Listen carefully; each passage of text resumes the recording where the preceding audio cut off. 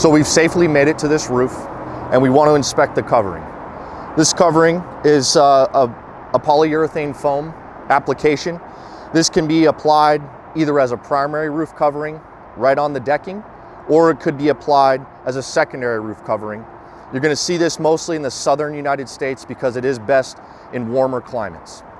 This one here was installed as a secondary roof covering. You can see lines that are about 3 feet apart, stating that there's probably going to be a rolled roofing or some type of cap sheet installed underneath modified bitumen.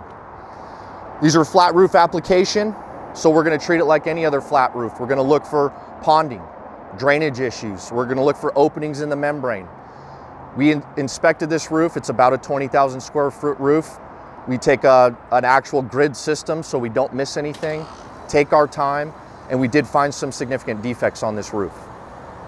So while inspecting any system of a commercial building, safety is our #1 priority. So although we're focusing on the roof, we actually found a safety hazard here, and that's why I'm always going to have a non-contact in my possession no matter where I'm at on the commercial building inspection. I see some exposed wiring here, and I can actually see that it is not hot. I'm still going to notate that it's there in my report because it does still need to be taken care of and repaired. So now that I've tested this safety hazard here and seen that it is no longer a safety hazard, it is not energized, I'm going to write it up, but I want to focus on this defect right here. This polyurethane foam is actually showing through. We don't ever want to see any exposed foam on a roof. You want to see a nice, clean, white elastomeric coating everywhere on the roof. If I see any foam, I'm going to notate that in my report, and that is going to be a potential leak. We've talked about exposed foam. Another defect to call out on this roof is ponding and debris in our drainage system. We see evidence of ponding on any flat roof application. You would want to call that out, obviously, because it's causing an issue over here with our drainage system. We have debris in our drains. In our primary drain, our secondary drain has now probably had to take over and do its job. We want to call this out in our report so that some roof maintenance can be done and this can be taken care of for proper roof drainage. So moving from our drainage issue, we're now in an area where we have several different defects, and we're going to talk about a couple of them. So the first thing I see here is some blistering. Blistering is evidence of moisture getting under a membrane and then lifting up and delaminating the membrane. I don't want to walk on these because I could actually cause damage to them and further damage to the roof, but I want to feel them, and I actually do feel some give, and I do feel that there is actually water under this membrane. I can't confirm it, but I'm going to put in my report that I see evidence of moisture. I also have some openings. This is going to be actual roof leaking, and this is going to cause leaking on this roof.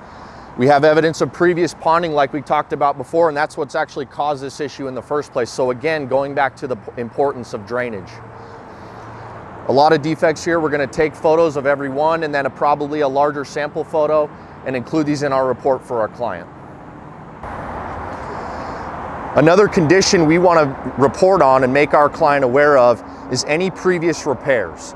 We see a large previous repair here. This is not foam. This is some type of other membrane that they've laid down and then elastomeric over to be a previous repair for this part of the roof. We also have previous repairs of our coping. You can see all the gaps and fasteners have been elastomeric or some type of sealant here. This is something we want to make our client aware of in our report because we don't know if these are actually doing their job in preventing moisture intrusion.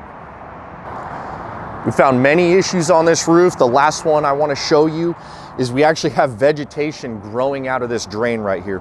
Obviously it's missing its cover. This is a primary drain and it's so backed up that seeds or whatever has fallen into this and now started to produce vegetation.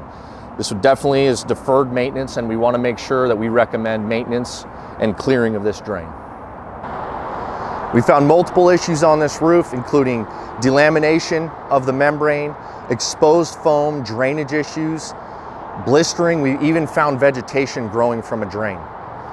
It's very important to make sure all these things are included in the report so that the client knows there's going to be immediate repair needs as well as ongoing maintenance. Our report should be educational, include these things, as well as maybe even photographs of the limitations that we weren't able to see every portion of the roof because of the photovoltaic systems air conditioners, etc. It's very important to write a detailed report to the CommStop and make sure our client knows exactly what the roof condition is.